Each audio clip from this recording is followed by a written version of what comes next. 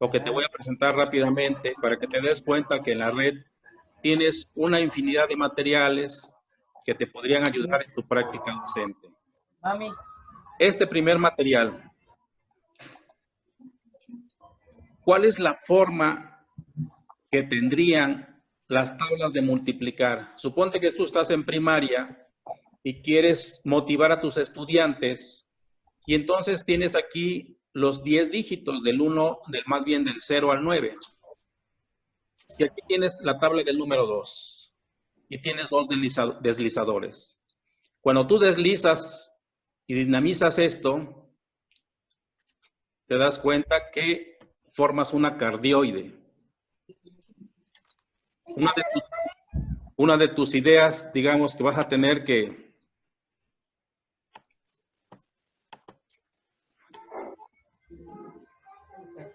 revisar sería de qué manera puedes vincular este trabajo ya hecho con el programa que tienes en la educación secundaria. Tienes este otro archivo que ya es más amigable porque ya el autor te da más elementos, por ejemplo, para dibujar una cardioide. Ahí lo tienes en pantalla. Ya te das cuenta qué elementos, qué recursos utilizas para poder generar eso y cómo lo vincularías tú con tu programa de estudios. Tendremos otro más, por ejemplo, una epicicloide.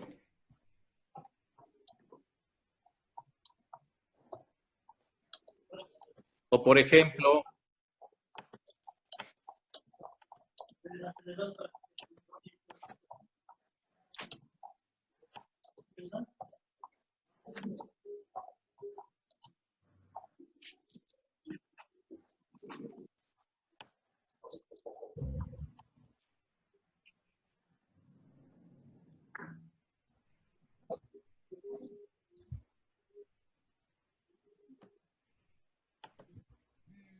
si estás iniciando, digamos, con primaria o primero de secundaria y te toca dar la clasificación de los ángulos, pues tienes este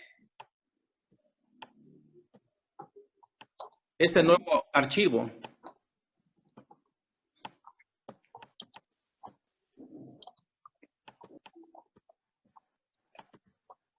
Y al utilizarlo, tienes una clasificación de los ángulos. Sabes que ahí tienes el ángulo nulo. En el momento que empiezas a girar la manecilla, ya tienes el ángulo agudo hasta antes de 90 grados.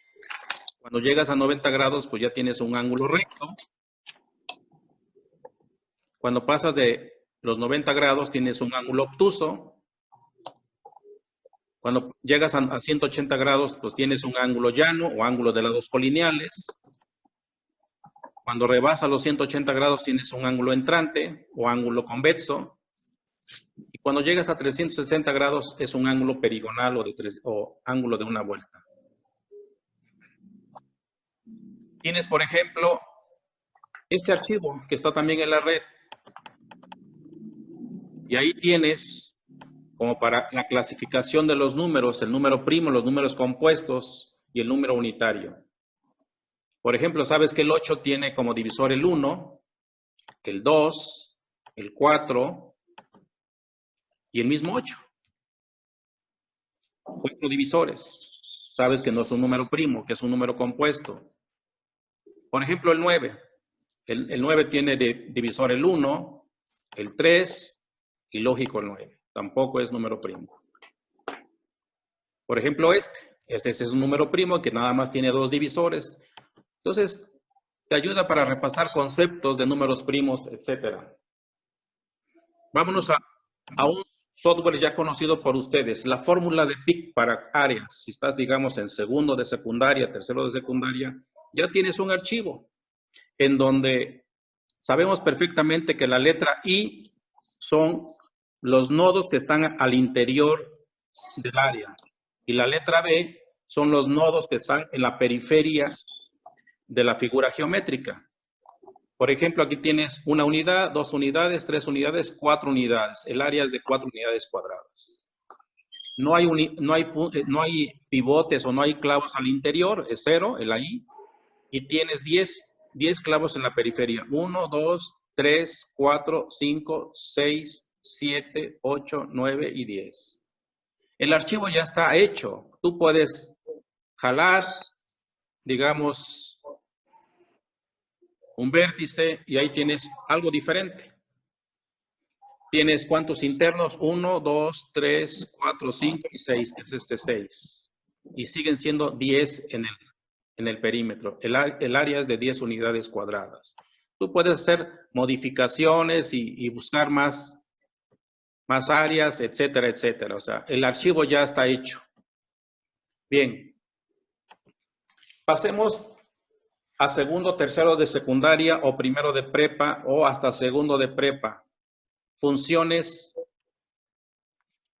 algebraicas y funciones trigonométricas y funciones logarítmicas, por ejemplo. Ahí tienes una función constante, f de x igual a 1 medio. Sabes perfectamente que con todos los valores que tú le des a x, siempre la y vale 1 medio. Ve qué le pasa a la boca del paracaidista cuando tú dinamizas con este deslizador y siempre es constante. Si te vas a la gráfica número 2, tú ya sabes que esto es una parábola. Una parábola con un parámetro A de 0.5 y un parámetro C de 0.3, que quiere decir que está poquito arribita del vértice, arriba del origen. Si tú dinamizas el deslizador, pues ahí tienes la parábola.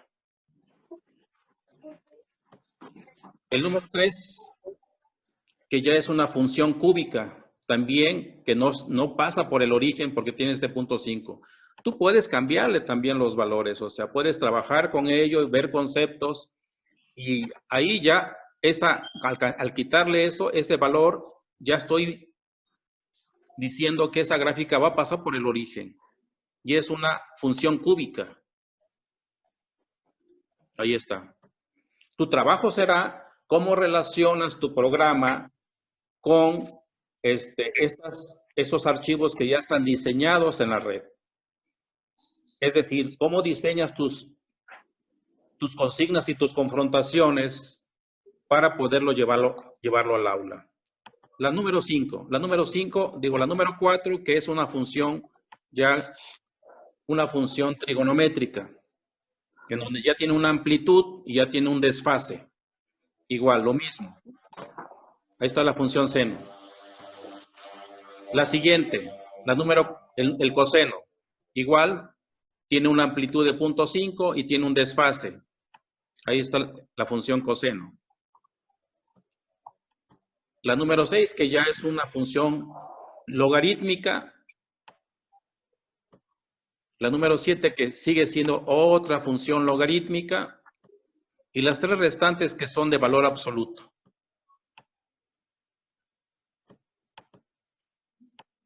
De valor absoluto. Entonces, la idea es que tú busques en la red archivos que ya están hechos por expertos en todo el mundo, que te puedan servir en tu práctica. Ese sería un camino. El otro camino sería que diseñes tus archivos en casa. Te voy a mostrar otro más. Por ejemplo, este te serviría para el cálculo de áreas, de triángulos, teorema de Pitágoras, perímetros, etcétera. Ahí está. Ahí lo estás viendo. Puedes calcular, puedes preguntar cuánto vale la altura o cuánto vale la base, etcétera, etcétera, en función de cómo lo vayas manejando. Un último más. Por ejemplo, si ya estás en los últimos grados del bachillerato, si te arriesgas a dar clases en media superior, tienes aquí 2 conceptos importantes. La parábola, lo ves en analítica, y la recta. Ahí está. Y ya después, si te avientas un poquito más, un poquito de derivadas, ves aquí la pendiente de la tangente. O sea, tienes una parábola x cuadrada más 2, es decir, una parábola con un vértice en 0,2. O sea, está despegada dos unidades del origen. Y una recta con una pendiente positiva, ahí está 1.6, y corta el eje de la y en 1. Entonces empiezas a dinamizar y puedes enseñarle a tus estudiantes una serie de preguntas que podrías hacer. Por ejemplo, cuando está inclinada a la derecha, ¿cómo es la pendiente? Ellos tienen que concluir que es una pendiente positiva. Cuando llega a 0, o llega a ser horizontal, la pendiente es 0.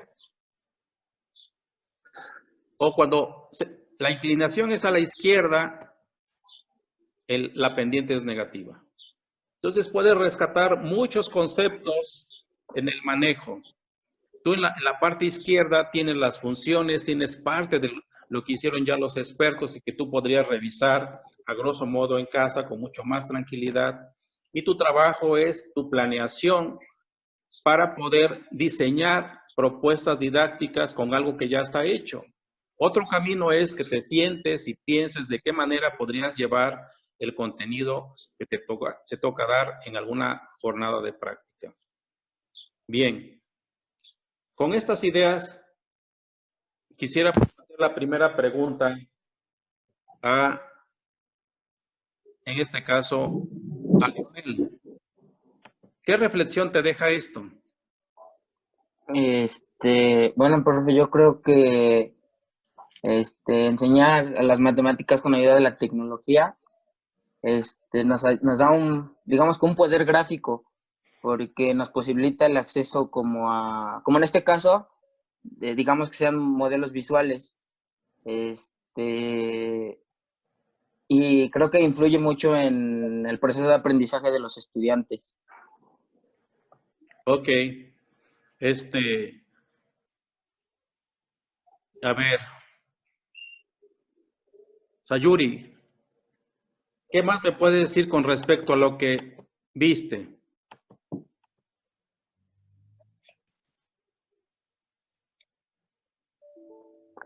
Pues que es como que, no sé, es algo nuevo el implementar unas clases en línea cuando nosotros optamos por estudiar presencialmente.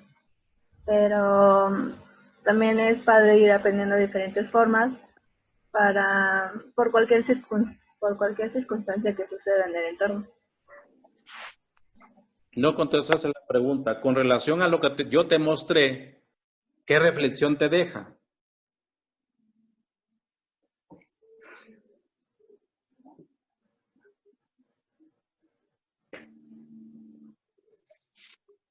Bien, Yasmín Antonio.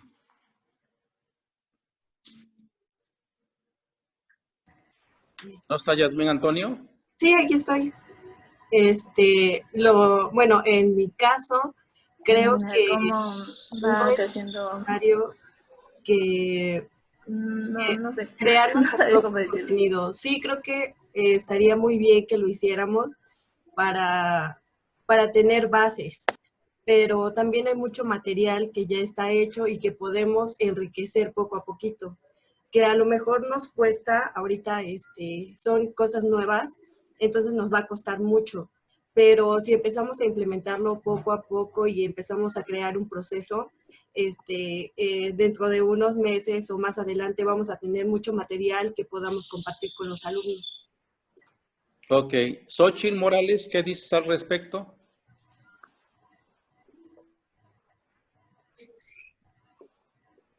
Xochitl. Mande, ¿me puede repetir la pregunta, por favor? ¿Qué te deja de reflexión lo que acabamos de mostrar? Pues que es una forma de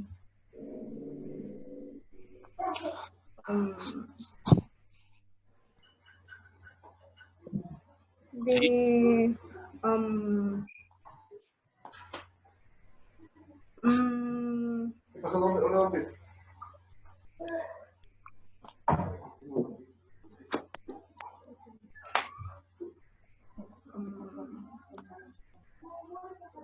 Ayúdale a Anabel, por favor. Isabel López. Sí, pues yo creo que hay mucho material que podemos ocupar, pero pues el chiste es saber cómo ocuparlo, ¿no? Si no, o sea, si está el material, pero no sabemos cómo ocuparlo o para qué, o en qué clase podríamos utilizarlo, pues de nada sirve. Yo te pregunto, Sí. te pregunto, nos encontramos en esta situación. ¿Creen ustedes que a mí me enseñaron algo en estos días que estamos encerrados para mostrar una clase en línea? No. No, ¿Qué se requiere? pues estar investigando, ver qué cosas nuevas hay y cómo utilizarlas para implementarlas. Bueno, sí, en esta parte sí se me está complicando porque igual son cosas que no había ocupado, pero pues hay que aprender. Te vuelvo a repetir. ¿Crees tú que a mí me enseñaron Pues no y no se creo me que ha le hayan enseñado. y que no se me ha complicado? Pues sí. Tuve que hacer muchos ensayos, tuve que llamar a algunas personas de ustedes para hacer ensayos y que esta clase fuera todavía lo mejor posible, porque nos estamos acercando a una clase realmente en línea. O sea, lo que yo no quiero nada más es mandarle a ustedes un PDF por WhatsApp o por red social y se acabó, y hazme la tarea y me la envías y se acabó.